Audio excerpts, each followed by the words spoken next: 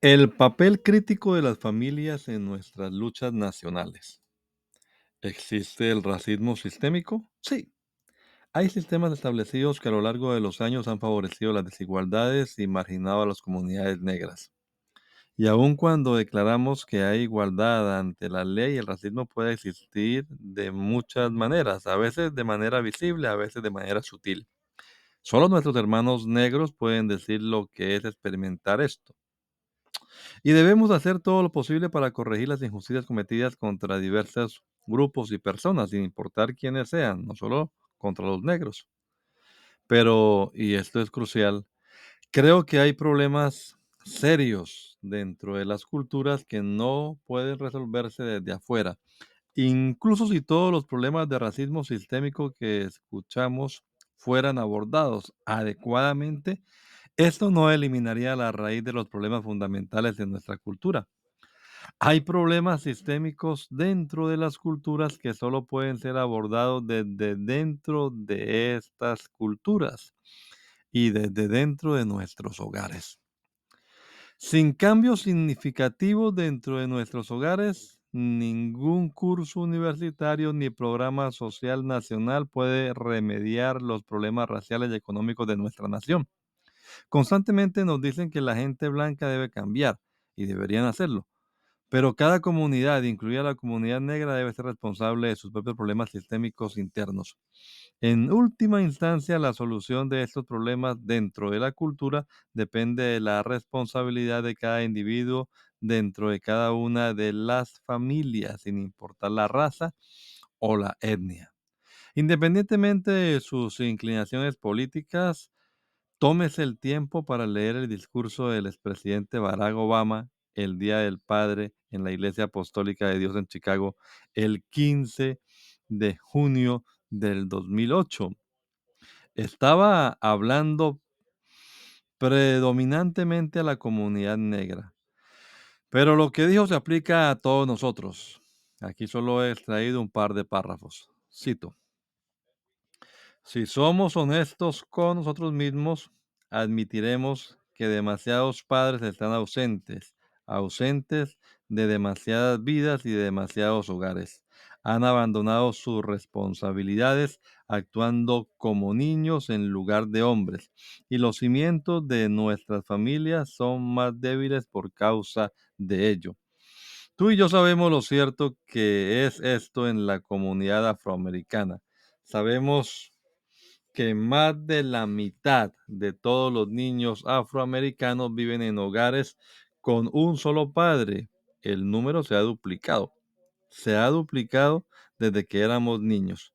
Conocemos las estadísticas que los niños que crecen sin un padre tienen 5 veces más probabilidades de vivir en la pobreza y cometer delitos, 9 veces más probabilidades de abandonar la escuela y 20 veces más probabilidades de terminar en prisión.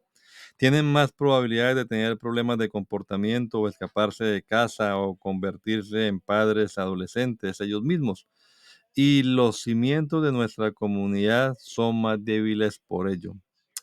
Pero también necesitamos familias para criar a nuestros hijos. Necesitamos que los padres se den cuenta de que la responsabilidad no termina en la concepción. Necesitamos que se den cuenta de que lo que te hace hombre no es la capacidad de tener hijos, sino el coraje para criar uno. Fin de la cita. Bien dicho. Permítame enfatizar que la comunidad blanca también tiene su parte creciente de hogares monoparentales, divorcios, abusos de droga, desenfrenado y crímenes. Lo que dijo el expresidente se aplica igualmente a todas las culturas, razas y comunidades étnicas. El psiquiatra Teodoro Dalrymple, en su libro La vida en el fondo, la cosmovisión que crea la clase baja, muestra que la influencia más poderosa que mantiene a las personas como parte de una clase baja no es la raza, sino el relativismo moral. Para constancia, el padre de Dalrymple era comunista Él mismo es ateo, pero argumenta que las visiones socialmente liberales y progresistas minimizan la responsabilidad individual y producen una clase baja afectada por la violencia, las enfermedades de transmisión sexual, la dependencia del subsidio del gobierno y el consumo de drogas. Entonces, ¿qué causa una clase baja permanente? Él dice, de esta patología social, nada es más cierto que el sistema de relaciones sexuales que prevalece en la clase baja, con el resultado de que el 70% de los nacimientos en mi hospital son ahora ilegítimos, una cifra que se acercaría al 100% si no fuera por la presencia en la zona de un gran número de inmigrantes del subcontinente indio. Según él, el principal propiciador de la clase baja son las relaciones sexuales sin un compromiso auténtico, es decir, fuera del pacto matrimonial. Las personas del subcontinente indio,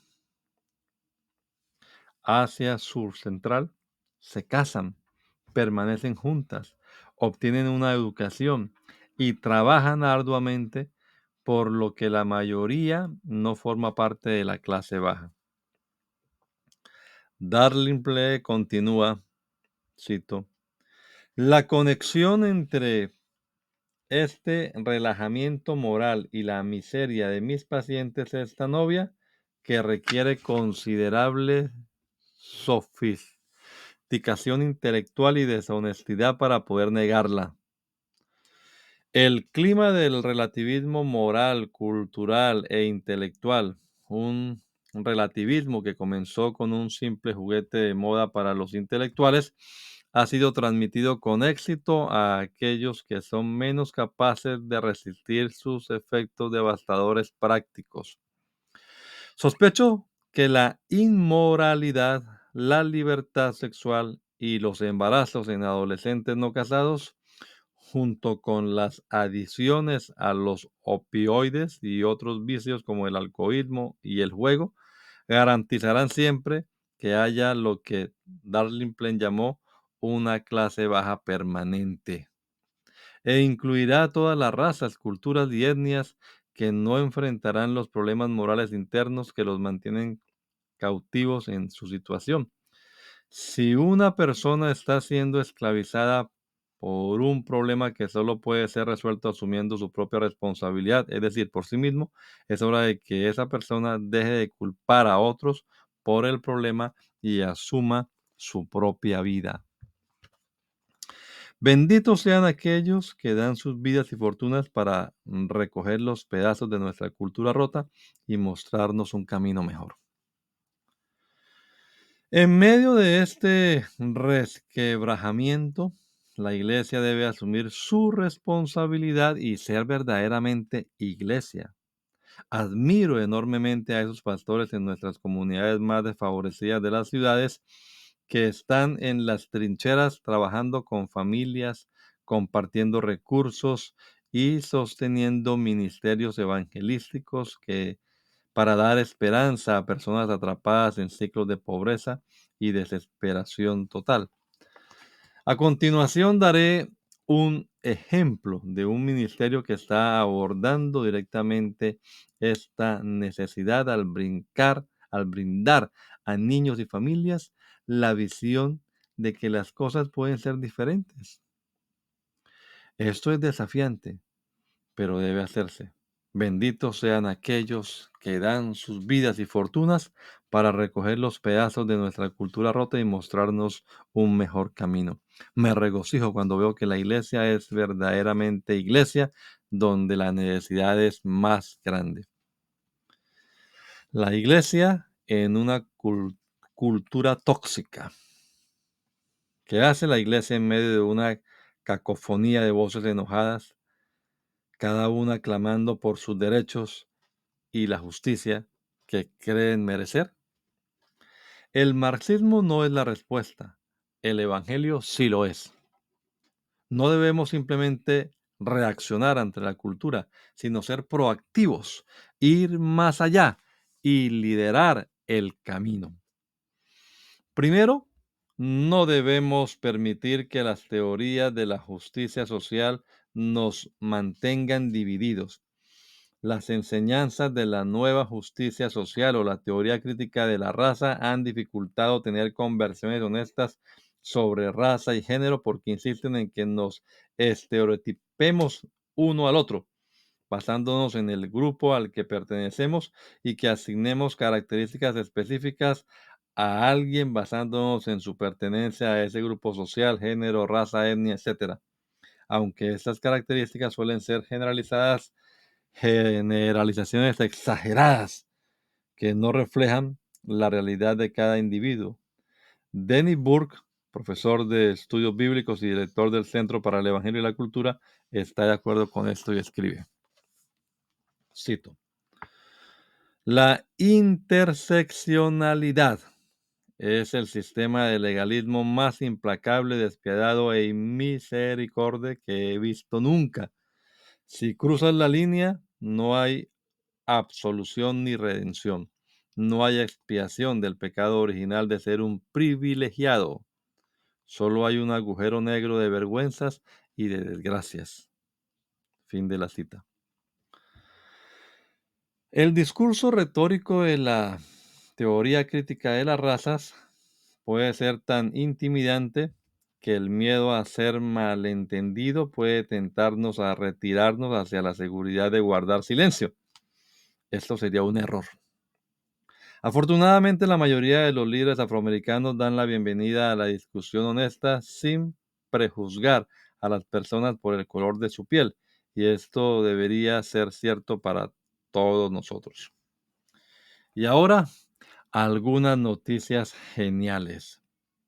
A los pies de la cruz confesamos que hay un terreno común entre toda la diversidad racial y étnica en el mundo. El Evangelio hace lo que la teoría crítica de la raza no puede hacer. La Iglesia tiene una ventaja que la teoría crítica de la raza no tiene. Creemos que la causa, la raíz del mal, no son solo los sistemas externos, sino más bien el pecado que yace dentro de cada corazón humano. Por lo tanto, buscamos la comunión entre las razas, no acentuando nuestras diferencias. A los pies de la cruz confesamos que hay un terreno común entre toda la diversidad racial y étnica en el mundo y nos mantenemos juntos como pecadores confesando nuestra necesidad común de redención personal. Vemos la fuente del mal no fuera de nosotros, sino dentro de nosotros. Reconocemos, nos reconocemos como alguien ha dicho, que no tenemos un problema de piel, sino un problema de pecado. Confesamos que hemos recibido el perdón de Dios y la transformación de nuestros corazones, también conocida como el nuevo nacimiento. Confesamos que el Evangelio no es lo que podemos hacer por Jesús, sino lo que Jesús ha hecho por nosotros. Martín Lutero lo expresó simplemente diciendo, tú, Señor Jesús, eres mi justicia, pero yo soy tu pecado. ¿Y luego qué? La Iglesia Evangélica debe arrepentirse de su pasividad, de su indiferencia ante las disparidades raciales. Me gusta lo que dice Tony Evans. Debemos comenzar con amistades con personas que son diferentes a nosotros. Debemos conectarnos intencionalmente como familias y socios. Debemos demostrar que estamos dispuestos a desfavorecernos por el bien de los demás. Jesús renunció a los privilegios y al poder para redimirnos. Él es nuestro ejemplo de humildad y sacrificio. Un buen punto de partida es preguntarnos cómo puedo personalmente poner las necesidades de mis hermanos y hermanas por encima de las mías. No tenemos que gritarnos a través de las barreras raciales. Podemos sentarnos, hablar, escuchar y ayudarnos mutuamente a reflejar la unidad que ya ha sido establecida por Cristo. Este humilde reconocimiento no es el núcleo de toda reconciliación. Es más bien, este humilde reconocimiento es el núcleo de toda reconciliación significativa. En el siglo I después de Cristo, la hostilidad entre judíos y gentiles era profunda, pero notablemente Cristo cambió todo eso. Porque Él mismo es nuestra paz. quien nos ha hecho de ambos pueblos uno y ha derribado en su carne el muro de separación que era de enemistad, para que creara en sí mismo un solo hombre nuevo en lugar de los dos, haciendo la paz y reconciliar a ambos con Dios en un solo cuerpo por medio de la cruz, matando así la enemistad. Efesios 2, 14 al 16. En Cristo estamos de acuerdo con Martin Luther King Jr. en que no deberíamos ser juzgados por el color de nuestra piel, sino por el contenido de nuestro carácter. Matar la enemistad. Cristo creó algo nuevo. La iglesia no es una colección de individuos con un interés común, sino un grupo de personas que comparten una vida común. En Colosenses, Pablo enumera personas con diferencias raciales, étnicas, culturales y sociales. Sin embargo, en lugar de dividirlos en diferentes categorías, los ve unidos en Cristo. Colosenses 3:11 dice, aquí no hay griego, ni judío, circunciso, ni incircunciso, bárbaro, escita, esclavo, ni libre, pero Cristo es todo y en todos. Verdaderamente radical. Por cuestiones de espacio, resistiré la tentación de exponer el resto de la enseñanza de Pablo sobre la unidad traída por el Evangelio. Es suficiente decir que no solo tenemos el mismo Salvador, sino que compartimos la misma vida y somos piedras vivas del mismo templo. Primera de Pedro 2:5. Ahora que Cristo nos ha reconciliado, tenemos que preguntarnos cómo podemos ayudarnos mutuamente.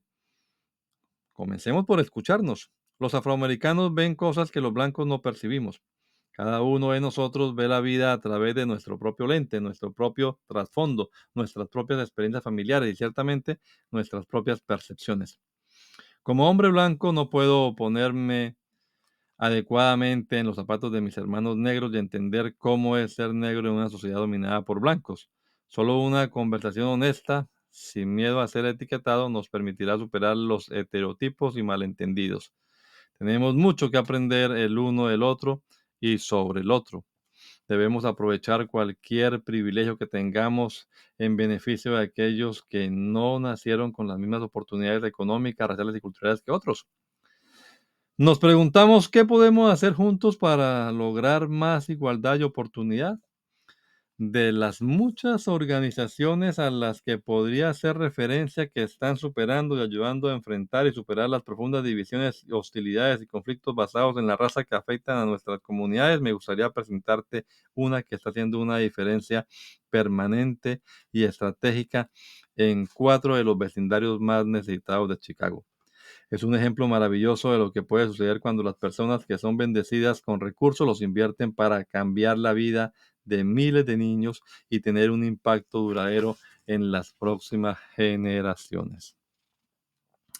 D.L. Moody ya no está, pero Dios ha levantado una nueva generación que continúa su legado en la comunidad de Chicago. Una de nuestras miembros, Donita Travis, se ofreció como voluntaria a través de la Iglesia Moody para ayudar a estudiantes de una conocida unidad residencial con sus tareas escolares. Conmovida por el amor hacia los niños, sintió que era guiada a comenzar un programa integral después de clases con la visión de ayudar a los niños de los barrios más peligrosos y carentes de Chicago a experimentar la vida abundante que Dios prometió en Juan 10:10. En el 2001 lanzó lo que ahora se conoce como el Club de la Mano para los Niños. Comenzando con 16 estudiantes, el ministerio ha ido creciendo hasta incluir casi 1,600 niños de 4 vecindarios de los más desfavorecidos y afectados por el crimen en Chicago. Donita y su equipo, junto con cientos de voluntarios, literalmente y figurativamente toman a los niños de la mano y caminan juntos junto a ellos desde el momento en que se inscriben hasta que terminan en la universidad.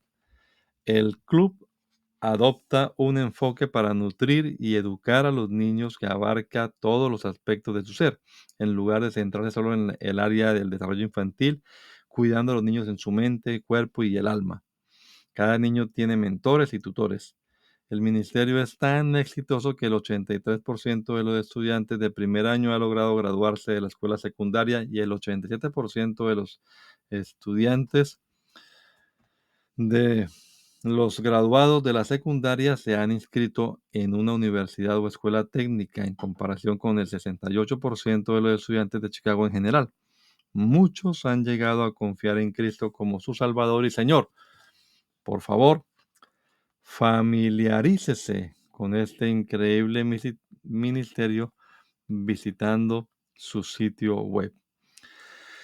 Durante la Primera Guerra Mundial, algunos soldados franceses llevaron el cuerpo de un camarada a un cementerio para su entierro. El sacerdote les dijo amablemente que ese era un cementerio católico romano, por lo que necesitaba preguntar si el fallecido era católico. Respondieron que no lo era. El sacerdote lo lamentó mucho, pero si ese era el caso, no podía permitir el entierro en el cementerio. Así que los soldados con tristeza llevaron el cuerpo de su amigo y lo enterraron justo afuera de la cerca del cementerio. Al día siguiente regresaron para marcar la tumba, pero para su asombro no pudieron encontrarla. Sabían que lo habían enterrado justo al lado de la cerca, pero la tierra recién excavada no estaba allí. Cuando estaban a punto de irse, el sacerdote los vio y les dijo que su conciencia lo había inquietado por decirles que no podía enterrar a su amigo dentro del cementerio. Y tan preocupado estaba que temprano en la mañana movió la cerca para incluir la nueva tumba dentro de los límites del cementerio. Cuento esta historia no para minimizar las diferencias entre protestantes y católicos, sino para mostrar que nosotros como iglesia debemos estar dispuestos a mover las cercas que tan fácilmente nos separan, no las cercas doctrinales que definen nuestra fe. De hecho, eliminar tales cercas es uno de los problemas más serios, sino aquellas cercas culturales y raciales que mantienen divididos el cuerpo de Cristo. Él dibujó un círculo que me deja fuera, hereje, rebelde, una cosa para despreciar, pero el amor y yo tuvimos la astucia para ganar. Dibujamos un círculo que lo incluyó a él.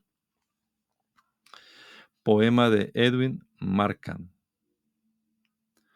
Los débiles deben estar protegidos, los abusados sanados, los rechazados aceptados. Los mayores pecadores deben ser invitados a recibir el perdón de Cristo. Solo a través de la cruz podemos mostrar al mundo cómo es la reconciliación. El mundo puede hacer cualquier cosa que la iglesia pueda hacer, excepto una: no puede mostrar gracia. Y agregaré que no puede mostrar gracia porque no se inclina ante la cruz, donde la gracia se da a los pecadores. El mundo puede tener unión, pero no unidad. Interés propio, pero no desinterés. Cristo nos ha llamado a mostrar el camino. Una plegaria que todos deberíamos elevar. Padre, enséñanos el significado completo de las palabras de Jesús en Juan 17, 20 al 22. No te pido solo por estos discípulos, sino también por todos los que creerán en mí por el mensaje de ellos. Te pido que todos sean uno, así como tú y yo somos uno, es decir, como tú estás en mí, Padre, y yo estoy en ti, y que ellos estén en nosotros para que el mundo crea que tú me enviaste. Yo les he dado la gloria que tú me diste para que sean uno como nosotros somos uno. Te agradecemos que ya nos has unido. Enséñanos qué significa esto para nosotros como individuos y como iglesia. Y que ningún sacrificio sea demasiado grande para hacer tus palabras una realidad más visible hoy en día. En el nombre de Jesús. Amén.